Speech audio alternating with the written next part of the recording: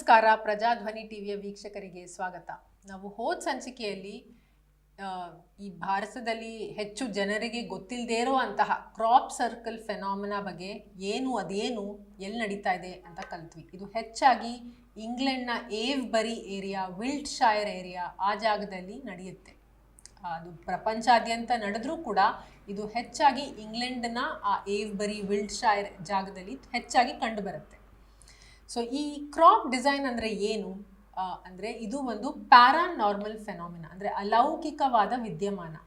ಇದು ಈ ಲೋಕಕ್ಕೆ ಸಂಬಂಧಿದ್ದಲ್ಲ, ಮೇಲಿನ ಲೋಕದಿಂದ ಆಗ್ತಾ ಇರೋ ಮೇಲಿನ ಆಯಾಮ ಏನು ನಾವು ಫೋರ್ತ್ ಡೈಮೆನ್ಷನ್ ಅಂತ ಕಲ್ತ್ವಿ. ಫೋರ್ತ್ ಡೈಮೆನ್ಷನ್ ಅಂದರೆ ಏನು ಅಂತ, ಹೈಯರ್ ಡೈಮೆನ್ಷನ್. ಸೊ ಆ ಹೈಯರ್ ಡೈಮೆನ್ಷನಿಂದ ನಮ್ಮ ಡೈಮೆನ್ಷನ್ಗೆ ನಡೀತಾ ಇರುವಂತಹ ಒಂದು ಫೆನಾಮಿನಾ. ಸೊ ಇದು ಯಾರು ಇದುವರೆಗೂ ಇದು ಏನು ಹೇಗೆ ನಡೀತಾ ಇದೆ ಅಂತ ಯಾರಿಗೂ ಕೂಡ ಗೊತ್ತಿಲ್ಲ. ಇದು ನೀವು ವೇದಿಕ್ ದೃಷ್ಟಿಕೋನದಿಂದ ಮೊದಲನೇ ಬಾರಿಗೆ, ಪ್ರಪ್ರಥಮ ಬಾರಿಗೆ ನೀವು ಇಲ್ಲಿ ಪ್ರಜಾಧ್ವನಿ ಟಿವಿಯಲ್ಲಿ ಮಾತ್ರ ಕೇಳ್ತಾ ಇದ್ದೀರಾ. ಇದೊಂದು ಅದ್ಭುತವಾದ, ರೋಚಕವಾದ ಫಿನಾಮಿನಾ ಭೂಮಿಯಲ್ಲಿ ನಡೀತಾ ಇರೋದು. ಹೆಚ್ಚಿನ ಮಾಧ್ಯಮಗಳು ಕೂಡ ಇದ್ರ ಬಗ್ಗೆ ಯಾವುದೇ ತರಹದ ಒಂದು ಇಂಟ್ರೆಸ್ಟ್ ತೋರಿಸಿಲ್ಲ. ಇದ್ರ ಬಗ್ಗೆ ಅವ್ರಿಗೆ ಗೊತ್ತೂ ಇಲ್ಲ, ಇಂಟ್ರೆಸ್ಟು ತೋರಿಸಿಲ್ಲ. ಹೆಚ್ಚಿನ ಜನಗಳಿಗೆ ಇದ್ರ ಬಗ್ಗೆ ಏನು ವಿಷಯ ಗೊತ್ತಿಲ್ಲ. ಮಾಧ್ಯಮದಲ್ಲೂ ಇದ್ರ ಬಗ್ಗೆ ಏನು ಚರ್ಚೆ ನಡೀತಾ ಇಲ್ಲ. ಸೊ ಏನಿದು ಇಷ್ಟು ಅದ್ಭುತವಾದ ವಿಷಯ ಭೂಮಿಯಲ್ಲಿ ನಡೀತಾ ಇರೋದು, ಅದು ಮೇಲಿನ ಪ್ಯಾರಾನಾರ್ಮಲ್ ಫೆನಾಮಿನಾ, ಅಂದರೆ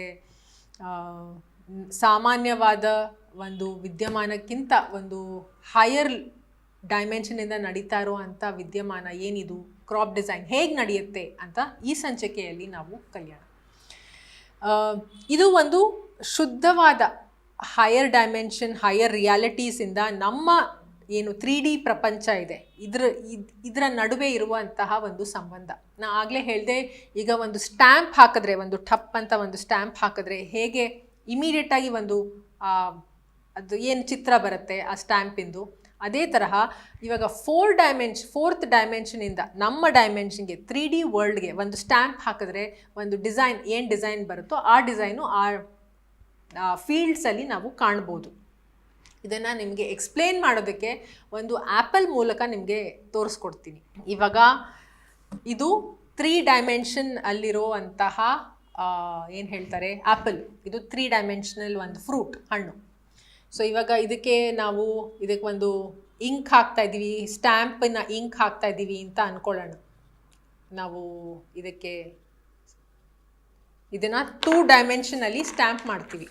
ಇದು ಪೇಪರು 2 ಡೈಮೆನ್ಷನ್. ಈ 2 ಡೈಮೆನ್ಷನಲ್ಲಿ ನಾನು ಸ್ಟ್ಯಾಂಪ್ ಮಾಡಿದ್ರೆ ನಿಮಗೆ ಆ್ಯಪಲ್ನ ನಾನು ಸ್ಟ್ಯಾಂಪ್ ಮಾಡಿದ್ದಕ್ಕೆ ನಿಮಗೆ ಇಲ್ಲಿ 4 ಡಾಟ್ ಮಾತ್ರ ಕಾಣ್ತು.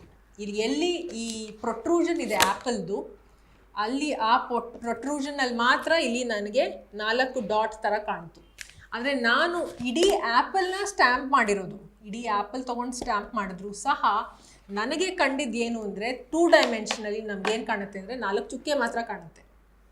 ಅದೇ ತರಹ ಇವಾಗ 4th ಡೈಮೆನ್ಷನಿಂದ ನಮ್ಮ ಡೈಮೆನ್ಷನ್ಗೆ ಏನಾದರೂ ಸ್ಟ್ಯಾಂಪ್ ಮಾಡಿದ್ರೆ ಅವ್ರು ಏನು ಸ್ಟ್ಯಾಂಪ್ ಮಾಡ್ತಾ ಇದ್ದಾರೋ ಆ ಇಡೀ ಚಿತ್ರ ನಮಗೆ ಬರಲ್ಲ. ಬರೀ ಯಾವ ಜಾಗದಲ್ಲಿ ಅದು ಏನು ಟಚ್ ಆಗುತ್ತೆ, ಕಾಂಟ್ಯಾಕ್ಟ್ ಸ್ಪರ್ಶಕ್ಕೆ ಬರುತ್ತೆ, ಆ ಜಾಗದ ಮಾತ್ರ ನಮಗೆ ಕಂಡು ಬರುತ್ತೆ. ಇವಾಗ ನಿಮಗೆ ಈ ಆ್ಯಪಲ್ಲು 3 ಡೈಮೆನ್ಷನ್ ಆಗಿರೋದ್ರಿಂದ ಇದ್ರದ್ದು ಏನು ಹೈಟ್ ಇದೆ ಅದು ಈ 2 ಡೈಮೆನ್ಷನಲ್ಲಿ ಕಂಡು ಬಂದಿಲ್ಲ. ಸೊ ಅದೇ ತರಹ ಈ 4th ಡೈಮೆನ್ಷನಿಂದ ನಮಗೆ ಏನು ಪ್ರಿಂಟ್ಸ್ ಬರ್ತಾ ಇದೆ ಕ್ರಾಪ್ ಸರ್ಕಲ್ ಡಿಸೈನ್ ಮೂಲಕ, ಕೆಲವೊಂದು ಚಿತ್ರಗಳನ್ನು ನೀವಿಲ್ಲಿ ನೋಡ್ಬೋದು. ಯಾವ್ಯಾವ ತರಹದ ಕ್ರಾಪ್ ಡಿಸೈನ್ಸ್ ಬಂದಿದೆ. ಇದು ಐ ಥಿಂಕ್ ಪ್ರತಿ ವರ್ಷ ಆಗುತ್ತೆ, ಒಂದು 200 ಡಿಸೈನ್ ಆದರೂ ಅರೌಂಡ್ 200 ಕ್ರಾಪ್ ಸರ್ಕಲ್ಸ್ ಆಗುತ್ತೆ. ಇಡೀ ವಿಶ್ವಾದ್ಯಂತ ನಡೆಯುತ್ತೆ ಇದು ಪ್ರತಿ ವರ್ಷ. ಸೊ ಇದು ಹೇಗೆ ನಡೀತಾ ಇದೆ ಅಂತ ಸೈಂಟಿಸ್ಟ್ಸ್ಗಾಗಲಿ ಇದನ್ನ ಪ್ರೂವ್ ಮಾಡೋದಕ್ಕೆ ಅವ್ರಿಗೆ ಆಗ್ತಾ ಇಲ್ಲ. ಯಾಕಂದರೆ ಆ ಡಿಸೈನ್ ಅಷ್ಟು ಪರ್ಫೆಕ್ಟು, ಅಷ್ಟು ಆ್ಯಕ್ಯುರೇಟಾಗಿರುತ್ತೆ. ಸೊ ತುಂಬ ಜನ ಹೇಳ್ತಾ ಇದ್ದಾರೆ ಇದು ಜನರು ಅಂದರೆ ಮನುಷ್ಯರೇ ಇದನ್ನು ಮಾಡ್ತಾ ಇದ್ದಾರೆ ಅಂತ.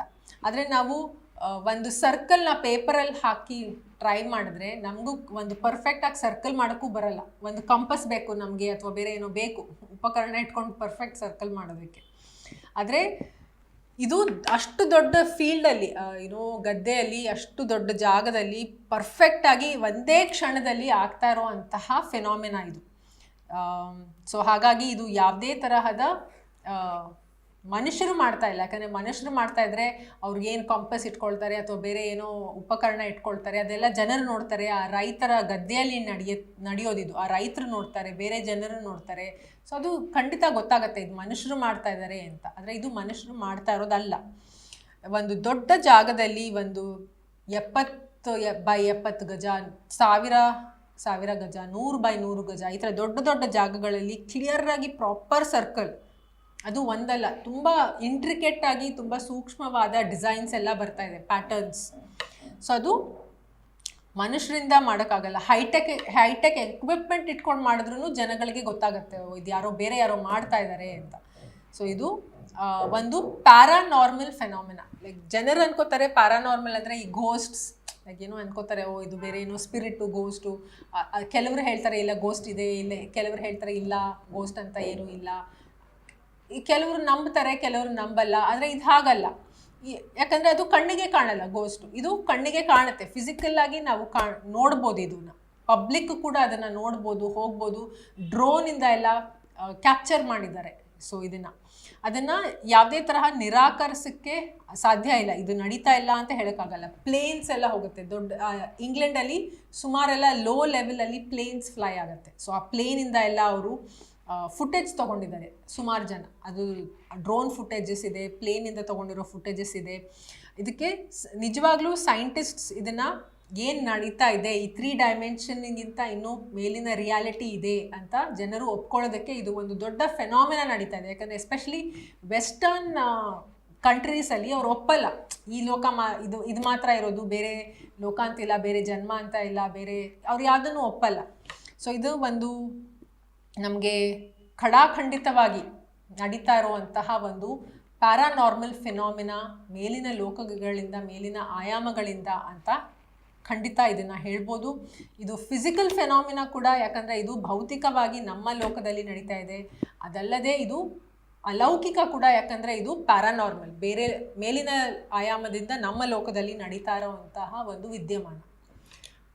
ಸೊ ಈ ಸಂಚಿಕೆಯಲ್ಲಿ ನಾವೇನು ತಿಳ್ಕೊಂಡ್ವಿ ಅಂದರೆ ಹೇಗೆ ಈ ಡಿಸೈನ್ಸ್ ಹೇಗೆ ಫಾರ್ಮ್ ಆಗ್ತಾ ಇದೆ ಅಂತ. ಒಂದು ಸ್ಟ್ಯಾಂಪ್ ಹಾಕ್ದಂಗೆ, ಒಂದು ಮೇಲಿನ ಡೈಮೆನ್ಷನಿಂದ ನಮ್ಮ ಡೈಮೆನ್ಷನ್ಗೆ ಒಂದು ಸ್ಟ್ಯಾಂಪ್ ಹಾಕಿದ್ರೆ ಏನು ಡಿಸೈನ್ ಕಾಣುತ್ತೆ, ಅಂತಹ ಡಿಸೈನ್ಸ್ ಇದು ಭೂಲೋಕದಲ್ಲಿ ನಡೀತಾ ಇದೆ ಅಂತ. ಸೊ ಇನ್ನು ಮುಂದಿನ ಸಂಚಿಕೆಗಳಲ್ಲಿ ಇನ್ನೂ ಹೆಚ್ಚು ಕಲಿಯೋಣ. ಅಲ್ಲಿಯವರೆಗೆ ಧನ್ಯವಾದ.